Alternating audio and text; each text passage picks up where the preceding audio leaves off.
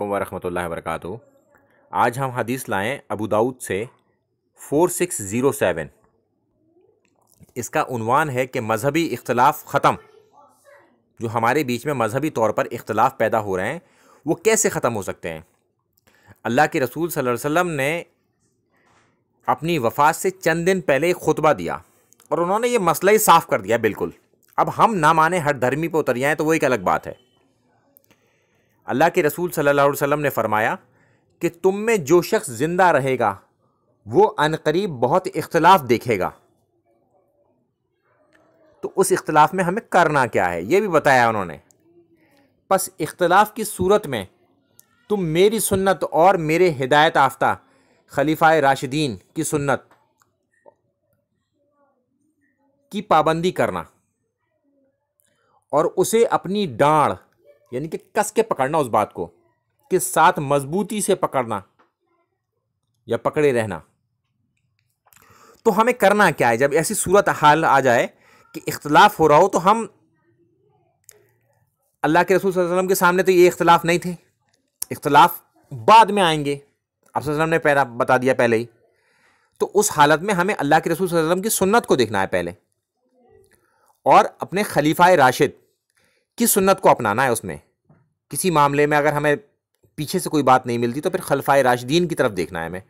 اور اللہ کے رسول صلی اللہ علیہ وسلم نے فرمایا ہے کہ پہلے 30 سال خلافت راشدہ رہے گی، تو ہمیں یہ آئیڈینٹیفائی ہونا چاہیے کہ خلیفہ راشد ہیں کون کون سے۔ سب سے پہلے خلیفہ راشد ہیں حضرت ابو بکر رضی اللہ تعالیٰ عنہ، پھر ہیں حضرت عمر رضی اللہ تعالیٰ عنہ، پھر ہیں حضرت عثمان رضی اللہ تعالیٰ عنہ، پھر ہیں مولا علی علیہ السلام، اور پھر ہیں امام حسین علیہ السلام، امام حسن علیہ السلام۔ امام حسن علیہ السلام کے دور میں 30 سال پورے ہوتے ہیں اور حضرت معاویہ کو اس کے بعد اقتدار ملتا ہے۔ پھر اللہ کے رسول صلی اللہ علیہ وسلم نے فرمایا کہ اس کے بعد آئے گی کاٹ کھانے والی ملوکیت، جو کہ امیر شام حضرت معاویہ کا دور تھا، اس کو اللہ کے رسول صلی اللہ علیہ وسلم نے کاٹ کھانے والی ملوکیت قرار دیا۔ تو ان 5 خلیفہ راشد کو ہمیں دیکھنا ہے ہر چیز میں۔ کسی چیز کو سمجھنے کے لیے سب سے پہلے ہمیں اللہ کے رسول صلی اللہ علیہ وسلم کی بات کو دیکھنا ہے، اگر وہاں نہیں ملتی تو پھر خلفائے راشدین کی سنت کی طرف دیکھنا ہے کہ انہوں نے ایسے معاملے میں کیا کیا تھا، تبھی ہم صحیح راستے پر کھڑے رہیں گے۔ تو اب لوگ کہتے ہیں کہ 4 امام، ان کے 4 راستے، ان کے بارے میں تو کہیں ذکر ہی نہیں ہے کہ اللہ کے رسول صلی اللہ علیہ وسلم نے فرمایا ہو کہ 4 امام آئیں گے میرے بعد، ان میں سے کسی نہ کسی کی تمہیں پیروی کرنی ہوگی، کسی ایک کو اپنانا ہوگا، وہ ضروری ہوگا۔ تو ایسا تو کہیں بھی موجود نہیں ہے۔ خلفائے راشدین، اور خلفائے راشدین ہیں 5، ان 5 کی سنت کے بارے میں ذکر ہے۔ تو الحمدللہ ہم ان 5 کی سنت کو ماننے والے ہیں اور ان کو مانیں گے۔ یہی ہدایت والا راستہ ہوگا، اس کو ہی پکڑ کے رکھنا ہے ہمیں، تبھی ہم بچ پائیں گے۔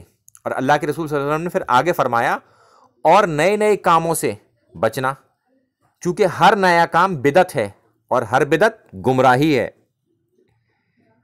تو جو لوگ خلفائے راشدین کے خلاف گئے انہوں نے بدعت کی، گمراہی کے راستے میں آئے، اور جنہوں نے رجوع کیا ان کے لیے ہم دعا کرتے ہیں کہ یا اللہ ان کو معاف فرما دے اور ان کے نیک کاموں کا انہیں اجر عطا فرما، اور جنہوں نے رجوع ہی نہیں کیا ان کا معاملہ اللہ کے سپرد، کہ اللہ اب انہیں دیکھ لے گا، ان سے حساب لے گا۔ السلام علیکم ورحمۃ اللہ وبرکاتہ۔